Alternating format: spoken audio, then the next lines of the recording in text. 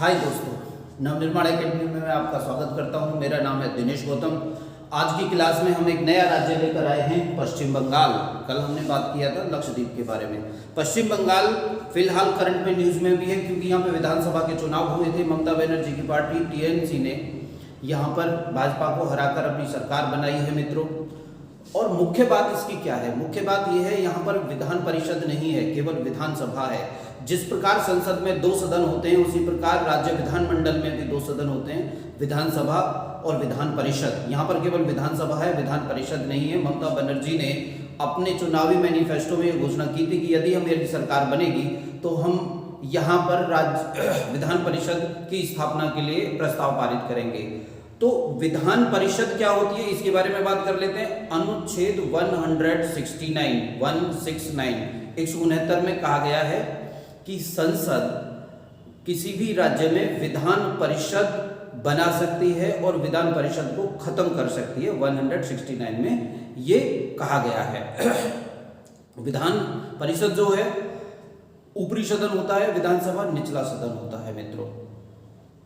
अगली बात यहाँ पर और क्या कर सकते हैं, अनुच्छेद 171 में ये दिया हुआ है कि विधान परिषद में कितने सदस्य होंगे। तो मैं ये बता दूं, विधान परिषद का गठन जो होता है इस प्रकार से होता है। विधान परिषद में अधिकतम सदस्यों की संख्या होती है विधानसभा के 1/3 के बराबर और विधान परिषद में न्यूनतम सदस्यों की संख्या होती है 40।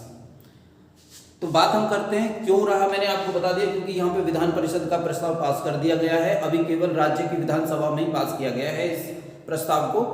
आगे वैसे इसका अधिकार, इसका स्थापना करने का अधिकार संसद को होता है, उसमें राज्य विधानसभा का केवल स्वीकृति लिया जाता है। तो 169 में दिया है कि विधान परिषद बनाने का और विधान परिषद खत्म करने का जो अधिकार है वह संसद को है। तो वहां की विधानसभा ने अभी पास किया है।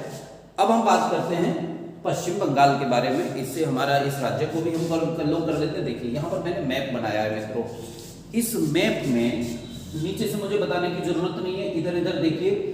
ये जो रेड एरिया मैंने बनाया है ये वाला, ये है पश्चिम बंगाल, वेस्ट बंगाल, पश्चिम बंगाल ये है। तो पहली बात यहाँ पर पहले मैं समझा देता हूँ। पश्चिम बंगाल ये अरब सागर, ये है बंगाल की खाड़ी, यहाँ पर है बंगाल की खाड़ी। इधर जो नीचे होता है हिंद महासागर होता है। हमने पिछले चैप्टर में भी बात की थी। अरब सागर का विस्तार यहाँ तक है, बंगाल की खाड़ी का विस्तार यहाँ तक है।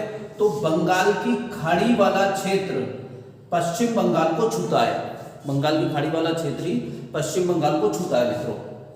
तो यहाँ पर देखिए ये क्षेत्र, ये बांग्लादेश है जो मैंने डॉटेड बनाया है। मैं यहाँ पे थोड़ा सा बना देता हूँ। ये बांग्लादेश है, यहाँ पर मैंने लिख दिया ये है बांग्लादेश। तो ये है पश्चिम बंगाल, यहाँ से यहाँ तक जाता है, यहाँ तक जाता है। ये सिक्किम राज्य है, सिक्किम राज्य देखिए। ये बिहार राज्य है, ये झारखंड है, ये उड़ीसा है। तो ये मैंने बताया ये यहाँ पर असम है, असम मैंने लिखा नहीं है, असम राज्य भी है।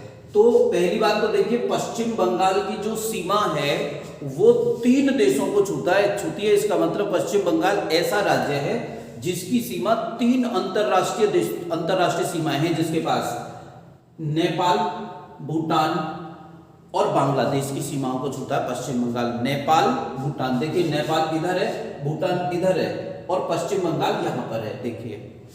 और इसके साथ साथ भारत के 4 राज्यों की सीमाओं को छूता है पश्चिम बंगाल, उड़ीसा, झारखंड, बिहार और यहाँ पर असम आ रहा है। असम यहाँ पर है, असम का क्षेत्र, असम का क्षेत्र है यहाँ पर, ये वाला क्षेत्र है असम का, ये इसको भी छूती है। तो देखिए नेपाल, भूटान और बांग्लादेश 3 देशों की सीमाओं को छूता है।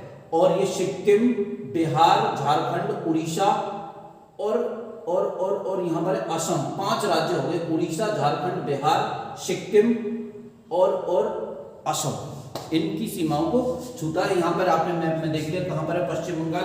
मैं पश्चिम बंगाल को शेडेड कर देता हूँ, पश्चिम बंगाल को शेडेड कर दिया मैंने, पश्चिम बंगाल को मैंने शेडेड कर दिया। ये वाला जो एरिया है ये वाला है पश्चिम बंगाल का एरिया। तो आपने नक्शा में पश्चिम बंगाल को देख लिया। अब हम बात करते हैं जब भारत 1947 में आजाद हुआ था तो पश्चिम बंगाल के भी 2 टुकड़े कर दिए गए थे, एक पूर्वी बंगाल और एक पश्चिमी बंगाल। बंगाल एक राज्य था, बंगाल ही एक राज्य था, तो बंगाल के 2 टुकड़े कर दिए गए थे, एक पूर्वी बंगाल और एक पश्चिमी बंगाल। तो पूर्वी बंगाल ये वाला एरिया था यहाँ का, जो पूर्वी बंगाल है जिससे पश्चिम बंगाल बना, सॉरी जिससे बांग्लादेश बना, ये है पश्चिम, ये पूर्वी बंगाल है, पूर्वी बंगाल से बांग्लादेश बना और पश्चिमी क्षेत्र जो है ये भारत को मिल गया था। तो ये वाला क्षेत्र चला गया बांग्लादेश में। उस समय पहले ये पाकिस्तान को मिला था, अब ये बांग्लादेश बना है इससे, पाकिस्तान से छीन के। जब भारत का बंटवारा हुआ तो इस तरह इसका बंटवारा हुआ था। अब यहाँ से थोड़ा सा और आगे समझ लेते हैं हम लोग। देखिए, इस राज्य की स्थापना 1950 में हुई, पहली बार राज्य की स्थापना 1950 में हुई। इसका उच्च न्यायालय कलकत्ता में है। इसकी विधानसभा में जो सीटें हैं, विधानसभा में सीटें 295, याद रखना है 295 सीटें हैं। 294 सीटों पर चुनाव होता है। एक सीट राज्यपाल के लिए होती है कि वो एंग्लो इंडियन मनोनीत कर सकते हैं। तो अभी जो चुनाव हुआ था 294 सीटों पर हुआ था। विधानसभा में एक सदस्य को राज्यपाल को मनोनीत करने का अधिकार होता है। यहाँ की लोकसभा सीटों की संख्या है 42, यहाँ पे राज्यसभा की सीटों की संख्या है 16 है। मैंने 3 देशों वाली बात बता दी, नेपाल, भूटान, बांग्लादेश, राज्य उड़ीसा, बिहार, झारखंड, सिक्किम और असम। दामोदर नदी को बंगाल का शोक कहते हैं। दामोदर नदी, ये जो नदी है दामोदर, ये छोटा नागपुर के क्षेत्र से निकलती है, छोटा नागपुर के क्षेत्र से। यहाँ पर दमदम हवाई अड्डा है, जिसको सुभाष चंद्र बोस हवाई अड्डा कहते हैं। ये प्रसिद्ध अंतर्राष्ट्रीय हवाई अड्डा है यहाँ पर। ये हमने वही प्रश्न शामिल किए हैं जो पेपरों में आते। देखिए, यहाँ पर 2 पत्तन है, बड़े पत्तन है, कोलकाता, एक डायमंड हार्बर। डायमंड हार्बर दोनों याद रखना, पश्चिम बंगाल, ये जो कोलकाता और डायमंड हार्बर है ये बंगाल की खाड़ी में है। 3 बीघा गलियारा है, जिसे 3 बीघा कॉरिडोर भी कहते हैं। ये भारत और बांग्लादेश के बीच में है और इस पर झगड़ा चलता रहता है भारत और बांग्लादेश के बीच। न्यूमूर द्वीप पश्चिम बंगाल एवं बांग्लादेश की सीमा पर है। न्यूमूर द्वीप पश्चिम बंगाल और बांग्लादेश की सीमा पर है। ये सारे ऐसे प्रश्न हैं जो पेपरों में आते हैं। और यहाँ पर 3 नेशनल पार्कों का मैंने उल्लेख किया है। बुक्सा राष्ट्रीय पार्क, जलदा पारा राष्ट्रीय पार्क और सुंदरबन राष्ट्रीय पार्क। मित्रों, कुछ हस्तियों के बारे में और मैं बता देता हूं कि यहाँ से कुछ पर्सनैलिटीज हैं जो यहाँ पर संबंधित रही हैं, उसके नाम मैं बोल देता हूँ। रविंद्रनाथ टैगोर पश्चिम बंगाल से थे, बंकिम चंद्र चटर्जी पश्चिम बंगाल से थे, और स्वामी विवेकानंद पश्चिम बंगाल के थे। अमिताभ घोष एक राइटर है, वो भी पश्चिम बंगाल के हैं। अमर्त्य सेन, जिन्हें इकोनॉमी में नोबेल पुरस्कार मिला, वो पश्चिम बंगाल के हैं। झुम्पा लाहिरी, ये लेखिकाएं पश्चिम बंगाल की हैं। प्रणब मुखर्जी जो हमारे पूर्व राष्ट्रपति थे वो पश्चिम बंगाल के थे। लिएंडर पेस जो कि टेनिस के खिलाड़ी हैं वो पश्चिम बंगाल के हैं।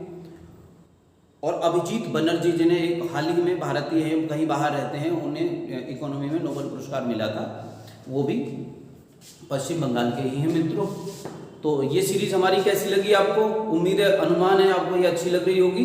धन्यवाद मित्रों।